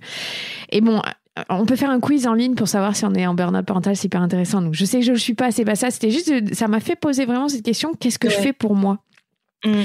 Et je sais toujours pas. Par contre, tu vois, alors avant de commencer cet épisode, ma fille, ça faisait 1 heure qu'elle dormait. Et je me suis dit, j'aurais pu bosser. Et je dis, non, j'ai envie de regarder un épisode de Grey's Anatomy. Bon, voilà, je l'ai fait. Et je culpabilise pas du tout de l'avoir fait parce que j'estime que, franchement, depuis 6 semaines, j'ai pas 1 seconde à moi parce qu'on a une autre fille avec nous, notre grande tout le temps avec nous. Et que là, je suis seule parce qu'il y a pas mon mec. Et ça aussi, juste d'être seule. Quand tu sais, ton mec, il travaille avec toi. Je suis hyper contente de le voir tout le temps en fait du coup, mais j'ai plus de moments seule. Alors je suis pas quelqu'un de solitaire, donc ça me gêne pas trop, mais ça fait du bien en fait. Et de temps en temps je fais des déjeuners avec des copines. La dernière fois, tu vois, j'ai organisé une Blessing Ways pour une de mes meilleures amies. C'était un moment hyper ressourçant et j'ai pas pris ma petite. Et tu vois, j'ai dit à mon mec, là tu la gardes. Et il m'a dit, ah bon, non tu la prends. Je dis, ah non, j'anime pas une Blessing Ways où je donne un cours de yoga, je fais un cercle de femmes et tout, et je prends Jasmine en fait, c'est pas possible. Ah non, mais attends, je suis malade. J'ai dit, pardon. Je veux dire, j'ai dit, excuse-moi, mais ça fait 6 mois, enfin même 1 an et demi que j'ai Jasmine H24 avec moi. C'est pas possible ce genre de réaction en fait. Là, j'ai pété les plombs. Je dis, c'est incroyable. Je dis, ça, c'est le privilège d'être un homme. Voilà. Non, je suis fatiguée, j'ai pas envie. Je dis, mais est-ce que moi, je me pose la question? Non, moi, je le fais. Je dis, là, je te demande 1 après-midi pour me ressourcer. J'ai 0 enfant pendant 1 après-midi. Surtout qu'elle se débrouille très bien sans téter pendant 1 après-midi. Elle peut boire. Enfin, on a trouvé des subterfuges. Et j'ai dit, toi, tu me truc de je suis malade, qui c'est qui fait les nuits depuis 6 mois? C'est moi. C'est fou quand même, cette capacité à ne pas voir que nous, on a aussi besoin de nous ressourcer, nous les femmes. En fait. Complètement. Non, parce que je pense que les hommes ont l'impression qu'on sait tout faire, parce que déjà, je pense qu'on est aussi des femmes où on se plaint pas beaucoup. La nuit, par exemple, moi j'ai une fille qui dort très bien, donc je suis très chanceuse de ce côté-là, donc, mais il y a des nuits où ça va pas. Comme tous les enfants, il y a des nuits où elle dort pas du tout de la nuit. Je me suis levée toutes les nuits, toutes les heures, parce qu'elle a voulu téter, parce qu'elle a pleuré. Lui, il dort. Et le matin, elle se réveille 6h45, grand, et il dort. Tu veux pas, est-ce qu'à un moment donné, il va se dire une seule fois, tu sais, je vais prendre la relève ce matin parce que t'as pas dormi de la nuit? Jamais en 6 mois, parce que on est des Wonder Woman, donc de toute manière je vais me lever parce que moi ma fille, j'ai pas le choix. Tu vois, on n'est pas des Wonder Woman et ils adorent le dire. Sur le long terme, c'est moi je le sais déjà parce que j'ai déjà une grande, mais sur le long terme c'est quelque chose qui est très problématique. Tu tiens là, ça fait 6 mois, mais au bout d'1 an et demi tu peux pas de 2 ans. Exactement. Tu peux pas, ça fait péter les plombs. Et c'est aussi pour ça que beaucoup de femmes elles veulent pas de 2e enfant parce qu'elles ont tellement donné sur les premières années. elles ont vu aussi que le conjoint, il a dit c'est cool, tu fais, donc je vais pas faire. Qu'elles ont dit jamais je revis ça, et elles ont raison, hein. Mais il faudrait juste dire que c'est possible autrement. Il faut juste rééquilibrer, en fait. Mais moi, je suis d'accord avec toi, et surtout, moi, ça m'a beaucoup déculpabilisé, même pas déculpabilisé, mais on pense toujours être un peu unique, et c'est cool parce que quand je vous entends parler, je me rends compte qu'en fait, quelque part, même si on ne généralise pas, bien évidemment, il y a sûrement des hommes, probablement, moi je le connais pas parce que c'est pas le mien, mais qui en font tout autant qu'une femme, probablement, allaitante ou pas, d'ailleurs la maman allaitante ou pas, probablement, mais en tout cas c'est pas le cas à la maison. Mais j'ai adoré, moi, ton épisode que tu avais fait sur le Baby Clash, il me semble que ça s'appelait comme ça, parce que même moi je l'ai écouté, à un moment donné, je pense que ma petite, elle avait 4 mois, donc elle était toute petite, et j'avais l'impression, moi, que fallait que je prenne mes valises, tu vois, tellement j'avais envie de devoir tout faire à la maison, tout gérer, une maison. D'ailleurs, il y a une question comme ça, comment vous faites pour gérer une maison, enfin, peu importe, le foyer, des enfants, une entreprise, sans péter un plomb? Mais moi, j'ai envie de vous dire, bien sûr que j'ai pété un plomb. Bien sûr que à la maison, bien sûr. Alors moi, je suis pas quelqu'un qui gueule. C'est vrai que je suis quelqu'un de plutôt doux. J'aime pas crier, j'aime pas les conflits. Donc, je vais plutôt dire ça ne va pas. Et là, ça ne va pas. Vraiment. Et ton épisode m'avait beaucoup soulagée parce que je m'étais dit donc en fait, je suis pas la seule à vivre peut-être ce côté où en fait, l'enfant, il est arrivé et il a remis un peu. Enfin, il a même pas remis. Il a créé quelque chose dans le couple qui est complètement différent de ce qu'on vivait depuis 7 ans. Depuis 7 ans, ça roulait, tu vois, c'était cool, c'était fun, et ça roulait. Et puis d'un coup, t'as un enfant et t'as l'impression que nos personnalités sont différentes de ce que j'avais pensé qu'on était avant. Tu vois, je sais pas, moi je pensais que c'était une personne, voilà, qui était à fond, impliquée, etc. Il l'est, mais à sa façon. C'est-à-dire que moi, je vais être impliquée à fond, je vais me lever le matin, je vais faire toutes les nuits, pas le choix quelque part parce que c'est moi qui le fais et c'est moi qui allaite en plus, donc il faut bien que je le fasse, mais sans avoir l'impression, comme je l'ai dit l'autre fois, j'ai l'impression que c'est à moi de te demander et que ça ne vient pas, que je suis toujours en demande. Est-ce que tu pourrais faire la vaisselle? Et parce que la grande phrase à chaque fois c'est mais fallait me le demander. Ça s'appelle la charge mentale. Voilà, mais fallait me le demander. Parce qu'en fait, il faut en plus que je mette dans ma liste de choses à faire, demander de faire. Ah ouais, c'est chaud. Donc non, est-ce qu'il y a des moments où tu pètes un plomb? La question, alors péter un plomb, moi c'est pas trop mon style, mais des moments en effet où tu te sens submergé, et tu te dis waouh, ce serait plus facile finalement de faire tout ce que je fais, mais seule avec ma fille. Parfois je me le dis. Mais ça vient. Mais voilà. Tu sais que j'ai dit ça à Samuel il y a pas longtemps. J'ai dit à Samuel, tu sais, parfois je me pose la question, mais si je vivais toute seule avec la petite, qu'est-ce que ça me changerait finalement? C'est horrible de dire ça, franchement, c'est hyper trash, hein. Mais parfois j'ai cette impression que je dois tellement penser à tout, alors que c'est dégueulasse parce que Isora, tu le sais, Samuel, il est hyper actif à la maison, mais il y a des moments où tu sais, quand t'es tellement dans tu te sens tellement submergé que tu vois plus les choses. En fait, parce qu'on en avait parlé avec Claudie, qui nous avait dit les filles, concrètement, posez-moi ce que vous reprochez en gros à vos mecs là, et elle me dit mais c'est important ça? Oui, tu sais, parce qu'ils donnent pas la vitamine D. À la petite, c'est toujours moi tous les matins je dois lui dire donne-lui sa vitamine la vitamine D. Non, D, pardon. Je vais tous les matins, je te dis t'as donné la vitamine D à la petite? Non. Tu te rends compte, Claudie, quand même? Elle me fait c'est important ça? Bah oui. Bah non.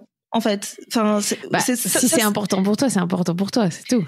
Voilà, elle dit mais dans ce cas, si c'est toi qui t'en souviens, c'est toi qui t'en charges. Pourquoi ou bien le bain? Mais si le bain il est pas pris ce soir, où est le problème? Enfin, c'est grave que le bain soit pas pris? Non. En fait, elle m'a fait tout relativiser. Je suis là, non, d'accord, ok, bon, alors ok, j'ai tout faux. Mais moi, dans ma tête, je me sens submergée. Moi, dans ma tête, je me sens parfois très seule. Mais dans ce cas, moi, je pleure déjà. Première étape, au moins, c'est laver, comme je dis tout le temps. Au moins comme ça, la première étape, c'est je pleure. Deuxième étape, je vais marcher. Toujours. Là, moi, si je vais pas bien, c'est sûr que je vais marcher parce que je reviens, j'ai tout relativisé. Donc, au moins, je vais marcher, je vais me balader. Mais après, j'ai besoin de toute manière, moi, si j'ai pas un temps pour moi par jour, je pète un boulon. Il faut, oui, tellement qu'à un moment donné, j'ai un bain toute seule, j'ai le matin toute seule où, en fait, la petite, elle dort. Moi, je me réveille. Si je l'entends chouiner dans le lit, c'est son père qui s'en occupe, mais moi, 1 heure, 1h30 toute seule. Je prends mon petit déjeuner toute seule. J'ai besoin d'être seule. Pour affronter cette journée, j'ai besoin d'être seule. Et ça, c'est vraiment quelque chose pour moi qui est très peu négociable quand même. La solitude le matin. Mais il faut avoir des moments seuls. Je crois qu'on oublie vite ce genre de truc quand on a des enfants. Ah bah parce que tout devient, en fait, j'ai l'impression que ta vie tourne. Et la dernière fois, j'ai dit à Samuel, mais je sais pas qui je suis. Ah, mais ça s'appelle la matrescence. Je ne sais plus qui je suis une fois que je suis devenue mère. C'est un délire. Et en même temps, par-dessus ça, faut gérer l'entreprise. Parfois, t'es là, j'aimerais bien être salarié, quoi, juste pour. Mais du coup, ça me fait rebondir. Alors, je vois que vous allez avoir beaucoup de mal à répondre à cette question. Hein. Est-ce que vous avez une journée type à nous partager en tant que maman entrepreneur ? Quand il n'y a pas de maladie, parce que là, je vous explique mes journées types, c'est je vais à la kiné respi, je vais chez l'orthophoniste pour le frein de langue de ma fille. Donc ça aussi, tu vois, je vais chez l'ophtalmo pour ma grande qui a besoin de lunettes. Ça aussi, tu vois, les rendez-vous médicaux. C'est moi qui me les tape, tu vois. Voilà. Donc moi dans ma journée, j'ai pas de journée en fait parce que tu passes ta vie à y aller. Donc ça aussi, j'ai fait un peu remarquer. Mais est-ce que j'ai une journée type Une journée type pro, par exemple. Bon, toi, t'as ta fille à la maison, donc de toute façon... de toute façon, on se lève tous les matins à 7h parce que pour aller à l'école pour ma grande. Donc, quoi qu'il arrive, pendant un moment, j'avais une vraie routine avant que tout le monde tombe malade. Donc, on se levait, c'est mon mec qui emmène notre grande à l'école. Moi, en attendant, je faisais ma séance de sport qui dure une demi-heure. Parce que Jasmine allait réveiller à ce moment-là. Après, je pouvais aller la coucher, me doucher et manger. Je commençais un peu à bosser le matin, donc on va dire j'avais une fenêtre de 1 heure, 1h30. Après, je me réoccupais d'elle et je faisais à manger en même temps parce que j'aime bien cuisiner le midi. Et après, quand elle refaisait une sieste, je pouvais rebosser. Je prévois toujours mes interviews soit à 11h, soit à 14h. C'est mes 2 horaires pour interviewer parce que c'est le plus simple, ça tombe souvent dans les siestes et où mon mec est là donc il peut la prendre et après à 16h15 je pars chercher ma grande donc la journée elle est passée en 2 secondes, tu vois, c'est super rapide, c'est fini. Et moi par contre c'est très très rare, mais je ne travaille plus après le soir. J'aime pas ça parce que j'ai besoin d'avoir ce temps-là de c'est ma vie. Il y a mon mec, j'ai envie de regarder une série, je sais pas, j'ai envie de faire autre chose. Et c'est très rare que je me remette devant l'ordinateur à 19h30 une fois que les filles elles sont couchées. Vraiment, c'est très rare. Je comprends ça parce que moi je suis pareil. J'ai impossible. Ouais. Mais tant mieux parce que je trouve que c'est un travers des gens dans l'entrepreneuriat. Oui. Complètement. C'est vrai que nous, on est ces entrepreneurs qui n'ont jamais fait ça de toute manière. Je crois que la première fois qu'on a lancé YouTube il y a 4 ans, je dormais très tard parce que j'étais à fond dans les tutos YouTube pour faire une vidéo YouTube. Mais après, sinon, je déteste ça. Moi, je suis une fille du matin. Donc moi, le matin, c'est mon moment. Le matin, il faut que tout se passe bien le matin. Ça va totalement impacter le reste de ma journée. Si le matin, il y a eu un mauvais départ, la journée va être longue. Ah oui, toi, ça te met... Ah oui. Ah moi, ça me met mal. Moi, j'ai besoin que le matin, je me réveille. Avant, j'aima. Mais il y a des fois où, évidemment, elle s'est couchée, par exemple... Parfois, quand on va aller chez des amis ou on va chez Adora et Mathieu, il y a eu beaucoup de monde, il y a eu beaucoup de bruit. Eh bien, on va rentrer à la maison à 18h30. Elle va être endormie tout de suite. Donc là, je sais que le lendemain matin, je suis foutue. À 5h45, 6h, elle est réveillée. Donc là, je sais que je suis dans la mierda. Donc on va se réveiller ensemble. Donc là, je me dis, pas cool. Mais en général, elle est quand même réveillée vers 8h. Donc moi, 8h, 8h30 plutôt même. Donc moi, en général, je me réveille entre 6h45, 7h. Et comme ça, je me dis, je fonce dans la douche. De toute manière, je me dis toujours, si au moins j'ai commencé par la douche, toute seule, c'est déjà la journée. Pour moi, la douche, c'est la base de ma vie. Donc au moins la douche, après petit déjeuner, toujours tranquille, chill. Si j'ai un peu plus de temps, je vais lire. Ça, c'est vraiment quand j'ai vraiment le temps, voilà. Mais sinon, en général, je me sens tellement dans la précipitation que j'ai pas la morning routine, c'est de 1h30, 2h. Hein. C'est vraiment la morning routine en général de 45 minutes, je vais dire. Et après, je fonce commencer à travailler parce que je me dis, elle va se réveiller dans pas longtemps, faut que je travaille. Donc, c'est plutôt ça la réalité. Mais le matin, en tout cas, j'essaie de prendre minimum 45 minutes que pour moi. 1h30 si elle me l'offre, j'ai la chance. Et après, la journée type, moi, je fonctionne toujours par 3 tâches. Ça, c'est, j'essaie de faire toujours comme ça. 3 tâches essentielles. Après, le reste, si c'est pas fait, je m'en fiche totalement. Ce sera pour le lendemain. 3 tâches essentielles. Après, en fait, j'ai pas de journée type parce qu'après, c'est vraiment, tout dépendra de Gemma, quoi. Tout dépendra de... Mais c'est vrai qu'en ce moment, t'as plus tendance, toi, à travailler aussi le soir quand elle va au lit. Malheureusement, ça fait depuis la semaine dernière que ça, c'est vraiment quelque chose que je déteste faire. Et j'en parlais à une de mes meilleures amies. Là, je lui disais, franchement, ça, c'est un truc que je fais en ce moment et qui me déplaît fortement. Ça me plaît pas du tout. Je déteste travailler le soir. Je suis pas quelqu'un du soir. Donc, moi, le soir, c'est fait pour être en famille, faire ce que j'ai à faire, mes activités, etc. Mais j'ai pas eu le choix ces derniers temps quand j'étais oppressée à cause des collaborations. Mais ça, c'est pas une question de... j'ai pas le choix, c'est une question que j'ai dit oui à des collaborations parce que ça me plaisait de travailler avec mon bento, parce que ça me plaisait qu'on travaille avec Sony, parce que j'étais hyper flattée d'avoir été contactée par des marques aussi prestigieuses, donc j'ai dit oui, mais en fait je me suis pas rendu compte quand elles m'ont dit il y a 3 mois ce sera en mars, je me suis pas dit oui mais en mars j'ai déjà aussi une collaboration avec mon bento, mais en mars aussi on prépare la réouverture d'intention. Et en même temps, j'ai un bébé de 6 mois. J'ai pas pensé à tout ça, en fait. Mais ça, c'est de ma faute. C'est pas quelque chose qui devrait se passer, tout le temps, en fait, normalement. Et je pense qu'après, j'apprends de mes erreurs, hein, et je saurai que maintenant, je ferai très attention quand j'accepte une collaboration. Mais attends, j'ai déjà pas une collaboration prévue à cette date-là. C'est pour ça que d'ailleurs, avec Zedora, on a sorti désormais le planning sur Google Agenda. C'est vrai que Google Calendar, je crois que ça se dit. Ouais.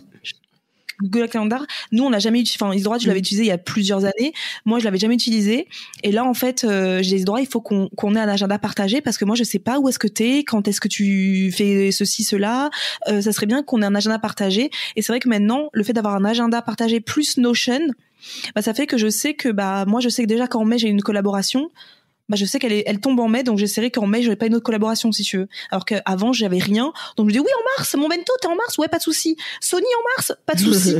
J'ai pas capté qu'il y a déjà des collaborations. Donc en fait je crois qu'après c'est une question d'organisation et d'avoir un agenda aussi qui soit propre et tu sais où tu vas quoi. Parce que moi je papillonne, je dis oui à tout et puis après je me retrouve dans la merde. Toi la différence Maria, c'est que toi tu as une équipe. Quelque part. Oui, c'est ça. On est quand même une équipe de à peu près 10 personnes. Donc, tu peux te reposer sur des personnes si besoin. Tu vois, par exemple, t'es parti, t'avais pas fait une newsletter, tu me demandes. Ou tu peux le demander à la personne qui est en charge des newsletters. Ou tu peux le demander, enfin bref, ou à Ellie, notre chargée de SAV, notre assistante, elle te le ferait. Donc, quelque part, tu as cette chance. Oui. Est-ce que toi, Clémentine, tu as une équipe? Est-ce que tu peux te déléguer? Est-ce que tu délègues des choses? Rien? Non. Non, alors moi je suis seule. Et en fait, c'est vraiment le serpent qui se mord la queue parce que vu que je suis seule, j'ai pas le temps de développer et j'ai pas le temps d'essayer de rechercher quelqu'un. Enfin, en gros, moi, vraiment pour pouvoir aller à la prochaine étape de mon entreprise, c'est d'avoir quelqu'un. Et si tu veux, je suis en train de développer un truc avec Patreon. Je sais pas si vous voyez ce que c'est, Patreon, la plateforme pour aider les créateurs de contenu, les artistes et les podcasteurs notamment. Et on est en collaboration avec Patreon et je n'arrive même pas avoir le temps à me poser pendant 1 heure, écrire tout mon truc Patreon, l'enregistrer, faire une vidéo pour pouvoir le poster et pouvoir expliquer aux gens ma démarche. Parce qu'en fait, je veux un Patreon parce que ça m'assurerait un revenu minimum tous les mois. Ce qui fait que je suis sûre que je pourrais embaucher quelqu'un, ou en tout cas prendre quelqu'un en stage au départ, avec moi et d'avoir la rémunération pour cette personne. Mais j'arrive même pas déjà à faire ça. Pour pouvoir avoir quelqu'un qui me soulage. Ce serait quoi en fait Patreon? Ça veut dire que parce que j'ai vu que Métamorphose elle le podcast fait aussi, beaucoup. Anne Gecker elle en parle pas mal de fois dans son mais j'ai pas trop. En fait Patreon c'est la même chose, c'est que tu sponsorises un créateur de contenu ou une créatrice de contenu à hauteur de soit 5 €, soit 10 €, soit 15 €, soit c'est un compte américain, donc les Américains eux ont une culture de donner sponsoriser les gens. En France beaucoup moins, donc c'est plus compliqué, mais tu vois il y a des podcasteurs américains, ils gagnent 100 000 € par mois avec juste des gens qui aiment bien ce qu'ils font, ils veulent les aider, mais tu as des contreparties. Donc si tu donnes 5 € par exemple, tu as tous les épisodes sans aucune pub par exemple, ou tu as tous les épisodes en avance, ou après si tu donnes 10 € tu as un épisode bonus tous les mois, ou si tu donnes 15 €, tu peux avoir accès à une masterclass. Enfin je sais pas, après c'est à toi d'imaginer les contreparties que tu peux. Mais ces contreparties, elles te demandent aussi du temps. Ah bah oui. Donc, tu vois, c'est vraiment tout ça est lié. Et moi, j'aimerais vraiment avoir quelqu'un à mes côtés, pour gérer tout l'administratif et me décharger en tout le côté opérationnel, parce que c'est un temps fou que ça me prend pour déjà trouver des meilleurs intervenants à chaque fois. Enfin voilà, aller gratter plus, faire un meilleur montage, faire ce que j'ai fait cette semaine. Moi, c'est la première fois que ça m'arrive, donc ça va. Et tu vois, enfin voilà, ça va me décharger de plein de choses qui sont très importantes et ça va me permettre de me développer. Donc, et puis, il y a une ou deux personnes avec qui je travaille. Enfin, c'est des gens qui ont une régie qui s'appelle Nouvelles Écoutes. Donc, c'est une. Je connais. Voilà, Nouvelles Écoutes, c'est un studio de podcast qui a aussi une partie régie. Donc, eux, on travaille ensemble parce qu'ils ont des sponsors pour moi. Donc, avec elles, j'échange souvent. Et finalement, ça me fait du bien parce que je parle de mon taf avec des gens. Sinon, il n'y a que moi et moi. Oui. Et en fait, ça, c'est dur. C'est la partie, j'aimerais bien avoir... quelqu'un, même si j'ai aussi conscience que faire des ressources humaines, c'est très compliqué dans une entreprise. Je sais, j'ai bien compris en écoutant plein entrepreneuses que c'est le truc pas relou, mais que c'est difficile parce qu'on n'est pas formé à ça. Parce que voilà, avoir quelqu'un à manager, c'est pas inné, il faut apprendre aussi. Donc je sais les deux côtés, mais je sais que ça va me libérer du temps pour faire d'autres choses. Tu vois, là, dans pas longtemps, je vais travailler pour Amazon Prime pour la chaîne qui a acquis les droits de Roland Garros. Je vais présenter des émissions pour eux pendant 2 semaines non-stop.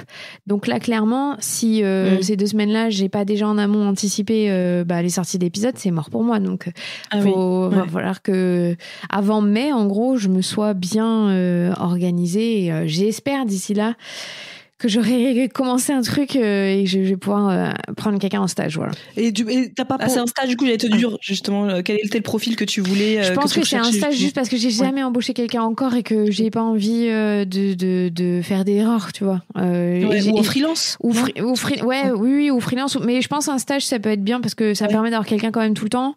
Je voudrais quelqu'un sur Bordeaux parce que j'aimerais aussi, même si c'est pas très bien aujourd'hui, mais le contact physique, c'est important aussi, tu vois, d'échanger avec des gens, peut-être d'aller dans un coworking de temps en temps.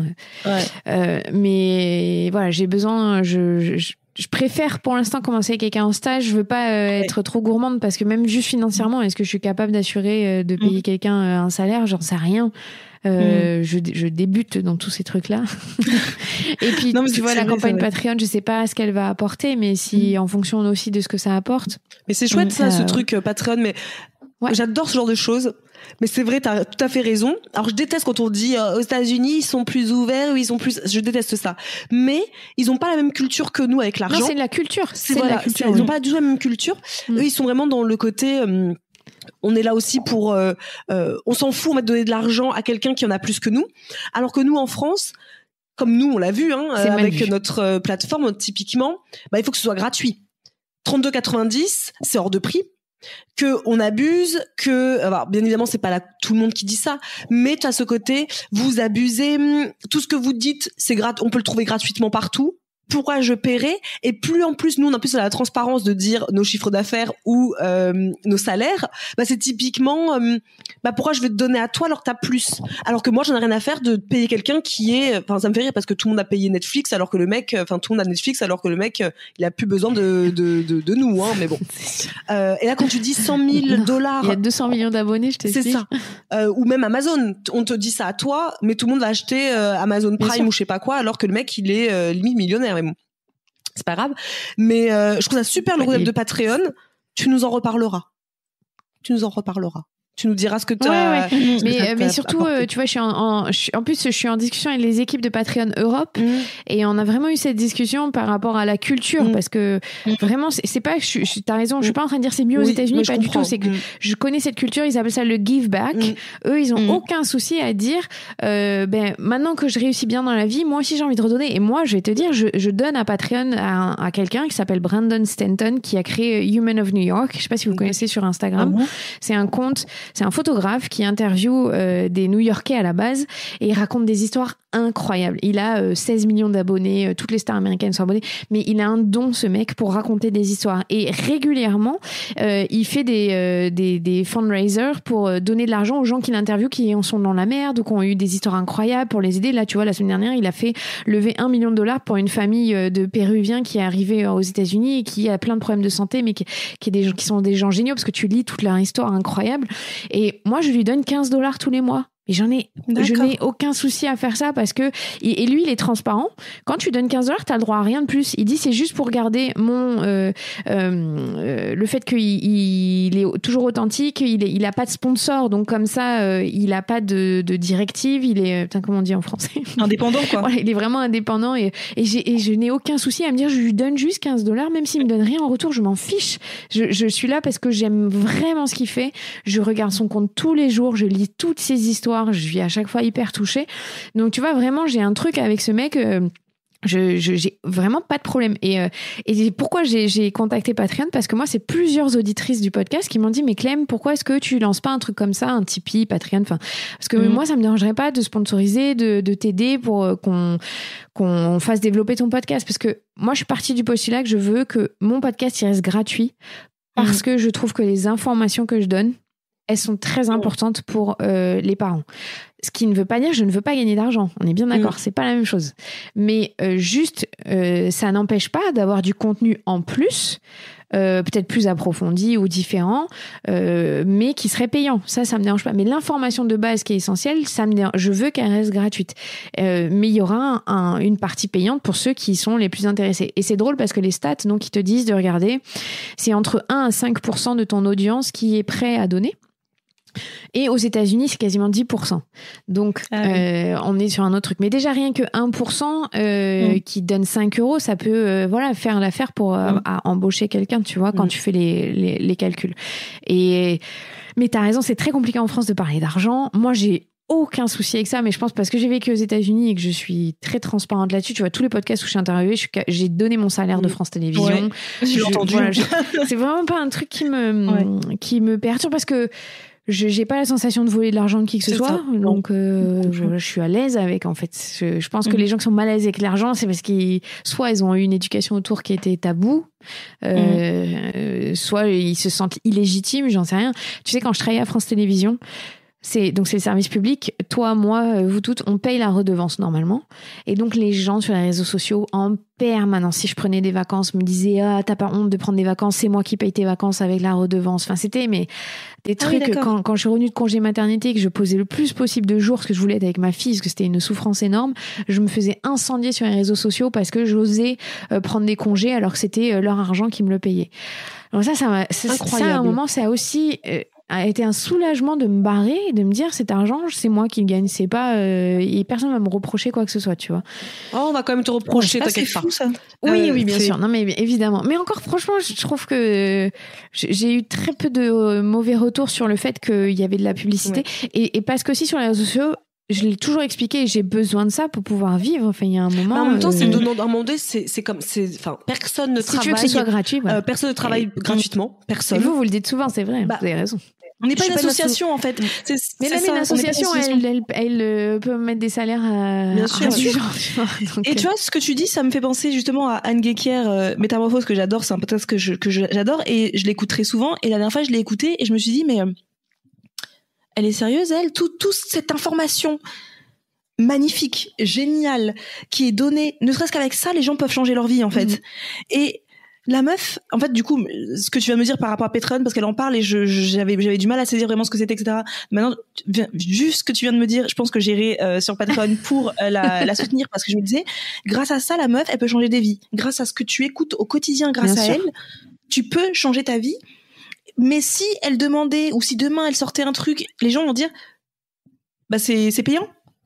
C'est gratuit ou c'est payant? Non mais attendez les amis, elle fournit un contenu qui est incroyable depuis des années, la meuf, et en plus faut que ce soit toujours gratuit, mais gratuit, arrêtons le gratuit, au bout d'un moment stop le gratuit quoi. Enfin mais c'est pour ça que quand t'es transparent comme vous l'êtes, ou comme c'est tout de suite plus facile.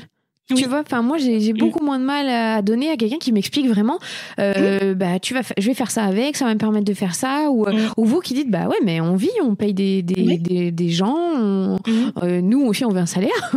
C'est ça, on travaille, ça me paraît tellement logique. Dit toujours, c'est une économie vertueuse.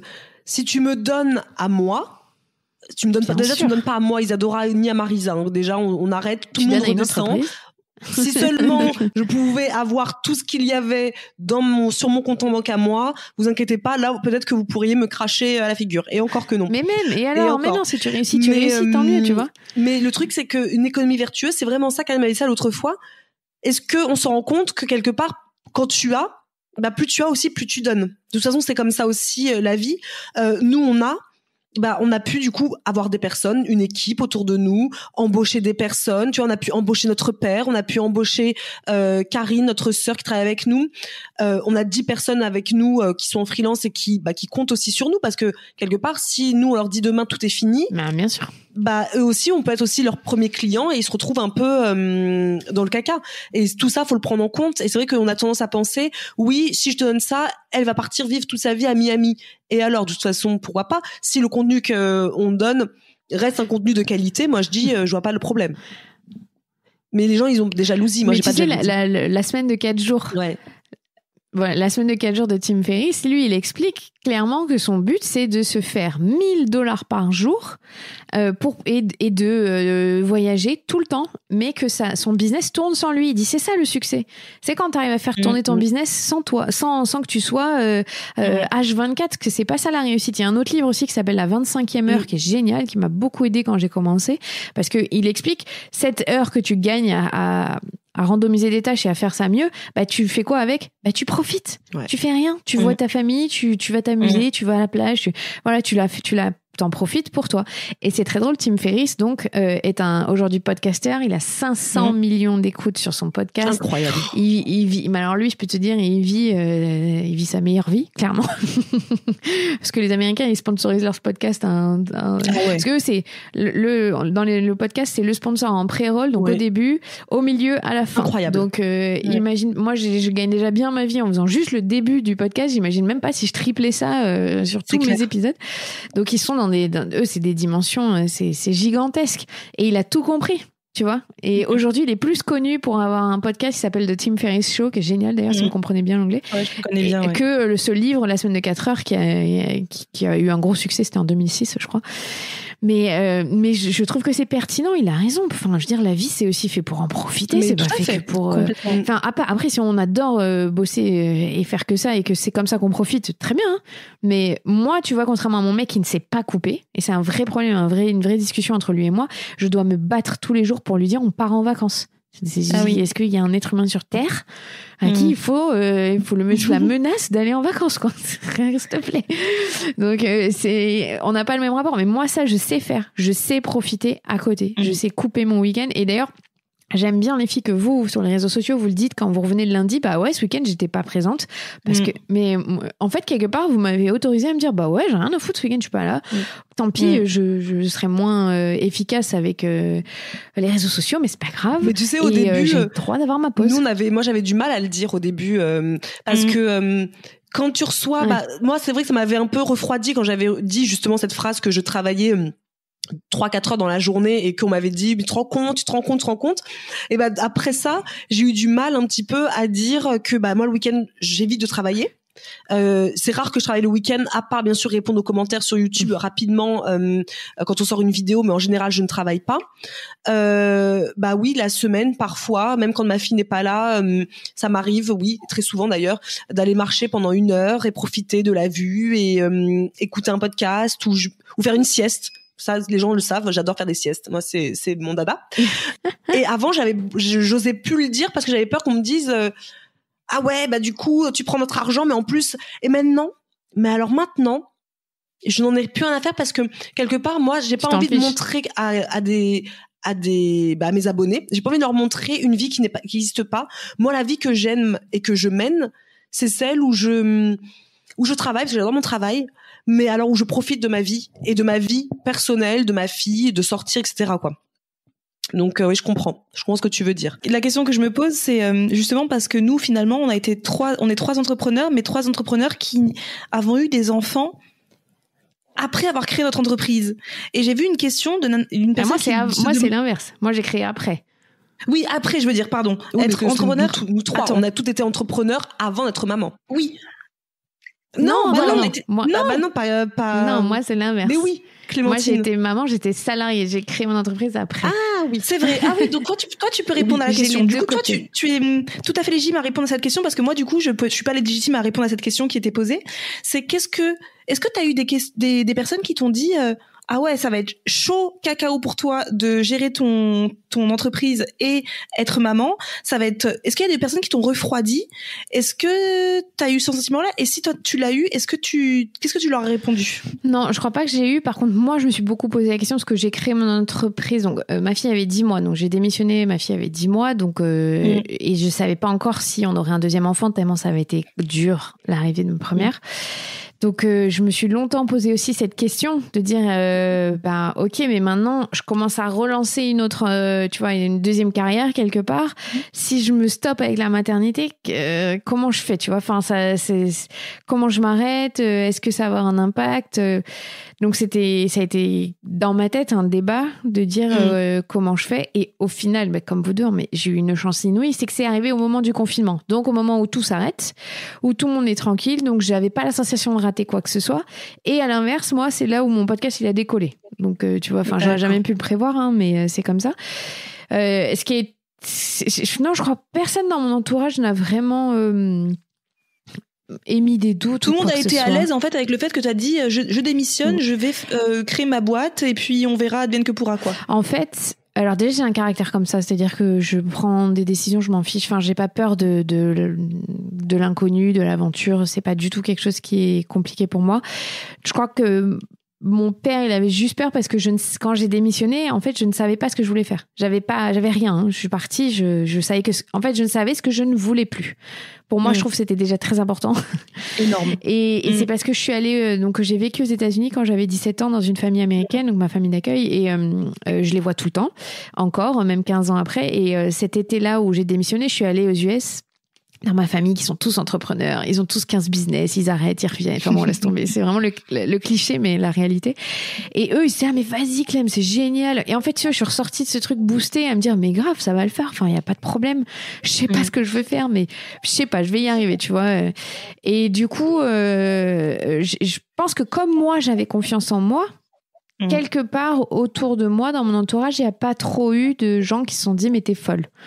Et puis c'était d'un coup je revivais quoi, j'étais tellement mieux, tellement en accord avec moi-même que ça se voit.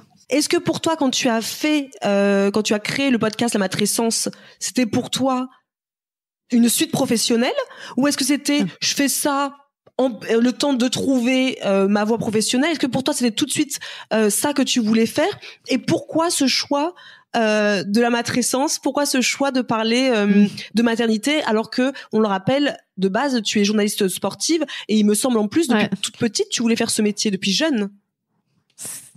Ouais, ça c'est clair. Non, alors pas du tout, j'avais imaginé pouvoir vivre des podcasts, pas du tout. En fait, quand je suis partie de France Télévisions, tout de suite, par contre, j'ai eu l'idée de lancer un podcast dans le sport avec des interviews de grands sportifs, parce que j'ai un carnet d'adresses qui est monstrueux. Donc, je savais que ça pouvait marcher, ça n'existait pas en France. Et je te dis, je connais bien le marché du podcast américain. Je savais qu'on était en retard et que ça allait se développer et que potentiellement, tu vois, je pourrais à un moment peut-être en vivre. Mais je pensais du podcast en sport.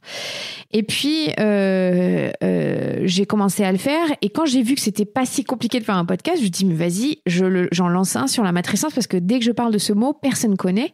Je suis sûre, je sais qui je veux interviewer. Enfin, j'avais plein d'idées, tu vois. Et au final, je l'ai fait comme ça sur le côté, quoi. Tu vois, en mode, ça me fait du bien, j'adore ce sujet, c'est hyper intéressant, mais avec aucune ambition, aucune intention derrière. Et puis, c'est en faisant l'interview du docteur Catherine Guéguin, mon podcast, il a explosé d'un coup. Et là, j'ai dit, vas-y, je vais le faire régulièrement maintenant. Mais à côté de ça, c'était en même temps que je présentais la Coupe du Monde sur TF1, tu vois. Donc, je faisais les deux en même temps. Hein. Je sais même pas comment j'arrivais à faire ça. Bon, j'étais pas enceinte, j'avais pas de nourrisson. C'était plus facile. Et puis, ça s'est fait tout seul, en fait. Et j'aime bien ce genre d'aventure entrepreneuriale parce que j'avais moins d'attentes, moins d'ambition. Maintenant, il faut que je le construise parce que je l'avais pas demandé. Et surtout, ça a été une chance inouïe pour moi parce que moi, mon travail principal avant, une fois que j'étais partie, c'était d'animer des soirées en entreprise, des colloques, faire des formations, faire des piges en télé. Tout ça, à cause du Covid, ça s'est arrêté. Du jour au lendemain, j'ai plus de revenus. Ouais. J'ai perdu je pense que j'ai perdu 20 000 euros. Et c'est au moment où le podcast, les sponsors sont arrivés sur mon podcast. Donc, ça a été incroyable parce que sinon, j'aurais gagné 0 l'année dernière. Alors que là, ça a été l'inverse. Et du coup, aujourd'hui, mon revenu principal, c'est le podcast, alors qu'avant, c'était pas du tout ça. C'était équilibré, et c'était une chance inouïe aussi parce que faire un podcast, ça me permet de rester à la maison et de voir mes enfants. Alors que mon autre travail, j'étais tout le temps partie. Tout le temps. 2, 3, 4 jours par semaine, j'étais en déplacement à Paris, à animer des conférences ou sur les terrains de sport. Donc, je sais pas, je touche du bois, je sais pas comment c'est possible que ça me soit arrivé, mais c'était pas prévu et j'ai trop de chance, quoi. Je suis trop heureuse. Bah d'ailleurs, ça me fait rebondir sur parce que depuis tout à l'heure, on parlait du fait qu'on soit submergé, que les gens vont croire qu'on est des femmes déprimées, qu'on est nos vies. Non, mais est-ce que réalité. toi, aujourd'hui, tu regrettes ce choix? Est-ce que toi, tu te sens épanouie dans cette nouvelle, je sais pas, situation professionnelle? Donc, t'es entrepreneur, tu travailles de chez toi. Est-ce qu'à recommencer, tu recommences pareil? Sinon, qu'est-ce que tu changerais?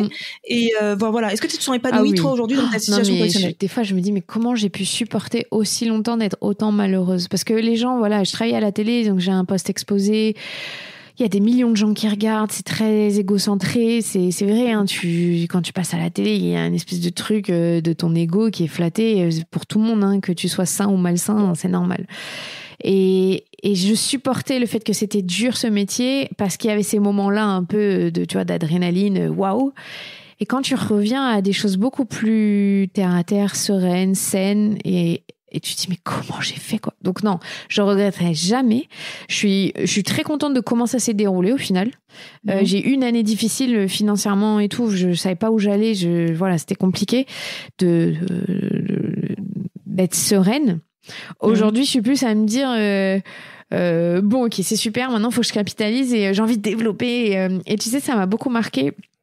J'ai été interviewée dans le podcast de Karma Mama, qui est une doula, Christelle, et elle m'a dit quelque chose qui reste en moi. Elle m'a dit, tu sais, quand t'as eu ta première fille, ça a été dur, mais t'as créé quelque chose de génial, t'as créé la matrescence. Et elle dit, tu vois, j'ai vraiment confiance en toi pour ta deuxième maternité, tu vas encore créer quelque chose de génial. Parce que la maternité, il faut pas aussi le voir comme quelque chose qui peut te plomber, parce que c'est la réalité, c'est dur, hein. Mais c'est aussi un espace où il y a plein de choses qui émergent, où ta créativité, où tu peux laisser parler le plus profond de toi-même que souvent t'as laissé un peu en jachère. Et je retiens vraiment cette phrase parce que je trouve que, en fait, ça me donne une espèce de motivation de me dire, ouais, elle a raison, j'ai réussi un truc chouette après ma première fille. Je suis sûre que je vais réussir un truc chouette, peut-être pas maintenant. Tu vois, dans les moments où c'est dur, là. Je dis peut-être pas maintenant, le timing, c'est pas le bon, mais c'est pas grave si c'est dans un an. Au moins, je pourrais être fière de moi. Voilà. Non, c'est vrai que c'est très beau. C'est vrai que je pense que quand on devient mère aussi, c'est vrai qu'on a ce côté un peu où, j'ai l'impression que moi, Isidore aussi, je pense que tu partages ce truc-là d'être enfin soi-même. Enfin, comme j'ai dit tout à l'heure, c'est un peu paradoxal, ce côté où est-ce que je suis, mais en même temps, je suis sûre aujourd'hui de pouvoir dire clairement, ça, je ne le veux plus. Ça, c'est hors de question. Des choses qu'on a supportées, comme tu as dit, pendant des années. Parce que quand il y a que toi à gérer, tu supportes plein de choses, tu dis bon, mais dès que tu viens mère, je sais pas, il y a un truc qui se débloque en mode mais attends, ça va pas ou quoi? Non, j'arrête tout, je me barre, et c'est vrai que je pense que quand on devient mère, on devient on devient une personne qui sait ce qu'elle veut plus. Qui s'écoute plus, vraiment dans ce côté j'en veux plus de ça. Je pense que comme notre charge elle augmente aussi, on enlève des charges. Et tu vois, nous c'est ce qu'on a fait avec Snackies. C'était le bébé bien évidemment en priorité. Snackies devenait hyper pesant. Tac, on a préféré enlever ça. On va pas enlever notre bébé, notre bonheur. Donc tu vois, c'est que vous avez réussi à créer un tension. Oui, en étant de mère. Ça, tu vois, c'est ça que Et même si c'est dur, même si on est sous l'eau, je trouve que c'est ça qui est beau, c'est que on peut être fier de créer des choses qui ont du sens et qui vont aider. Je pense que notre génération, je sais qu'on est tous un peu orientés là-dessus, de changer les choses, d'essayer d'avoir un impact et de plus juste faire 9h, 17h et tant pis, je fais ce qu'on m'a demandé. Je pense qu'on se pose d'autres questions maintenant. Donc, et je pense comme vous, moi, sans la maternité, j'aurais pas fait ça. J'aurais pas pu, j'aurais pas eu cette démarche-là. Donc ne prenez pas peur, les personnes, de ce qu'on disait tout à l'heure. Ça va très bien se passer avec votre conjoint ou votre conjointe. Il faut communiquer. Toujours pareil. Il faut communiquer parce que si on communique pas, alors oui. Moi maintenant, je comprends pourquoi beaucoup de couples se séparent. Je n'ai jamais compris ça moi au début. Pourquoi des couples se séparent quand ils sont parents alors qu'ils sont ensemble depuis 10 ans. Tu vois, moi j'étais là, mais pourquoi? Mais c'est que ça allait pas avant. c'est que ça allait pas avant. Non, en fait, moi, ce que je disais avant, tu vois, moi, je bitchais parce que, bien sûr, vous vous souvenez, on est des connasses.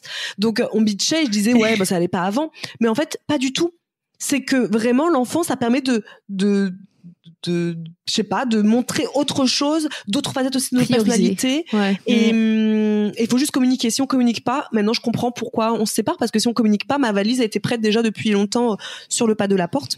Donc non, franchement, n'ayez pas peur quand on dit ça. Moi personnellement, je vis très bien ma maternité et mon rôle, enfin d'entrepreneur. Je vis très bien au quotidien parce que vous encore, même si toi Clémentine, t'as une grande. Mais là, t'as une petite à la maison. Marisa, c'est le même âge, de toute façon, toutes les deux.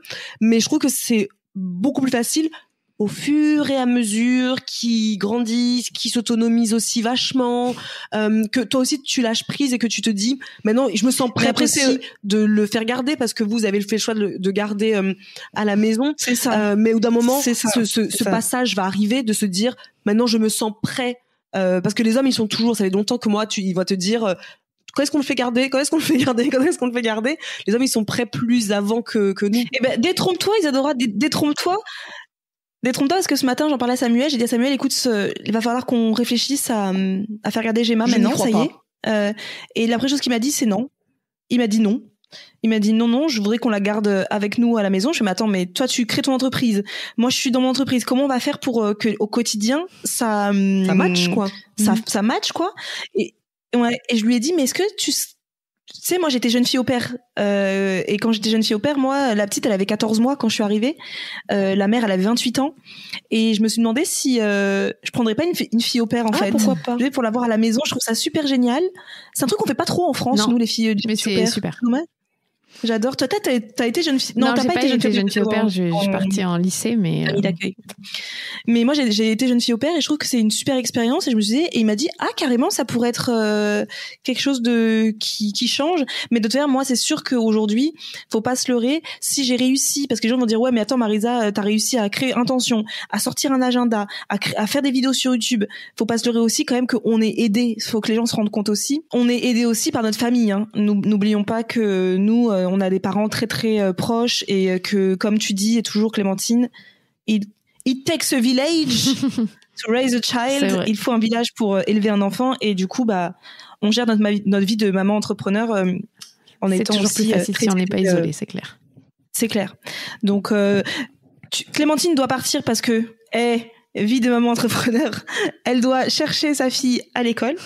Et moi, j'ai ma fille qui va se réveiller dans quelques secondes, donc voilà, donc on va te laisser partir, Clémentine. En tout cas, merci d'avoir participé à cet épisode avec nous. Je sais pas, ce qu'on a parlé dans tous les sens, je sais pas du tout ce que les gens vont retenir, si ça aura été. Tu vois, on a parlé de couple, de sexisme, d'argent, d'organisation, de charge mentale. On a parlé de beaucoup de choses finalement. Donc non, je pense que tout le monde pourra y trouver un petit peu ce qu'il a à y trouver. Et puis c'est rassurant, je pense aussi pour beaucoup. Moi, c'est des genres d'épisodes que j'aurais adoré écouter il y a quasiment 2 ans en arrière, déjà avant, pour me préparer aussi à ce que ce sera la maternité et la vie de couple. Ça veut pas dire que ça arrivera comme ça pour tout le monde, mais c'est quand même une réalité. Et dans la vie d'entrepreneur, et dire que oui, c'est chouette d'entrepreneur, c'est chouette d'être maman, c'est chouette d'être parent, mais qu'il y a aussi des hauts et des bas. Mais en fait, c'est la vie, qu'on soit parent ou pas, de toute façon, on a raconté un peu la vie. Donc, je pense que ça trouvera écho aux personnes qui se posent des questions ou même qui n'ont même pas connaissance de ce que ça pourrait être potentiellement d'être maman et entrepreneur. Donc, merci beaucoup Clémentine. Je suis sûre qu'on t'invitera pour un deuxième épisode conversation comme ça. Ah oui. C'est sûr, certain, pour avoir la suite Patreon. On va avoir la suite Patreon, c'est clair. Donc, merci beaucoup à toi. Et puis à Marisa, va chercher ta petite. À bientôt. Ciao.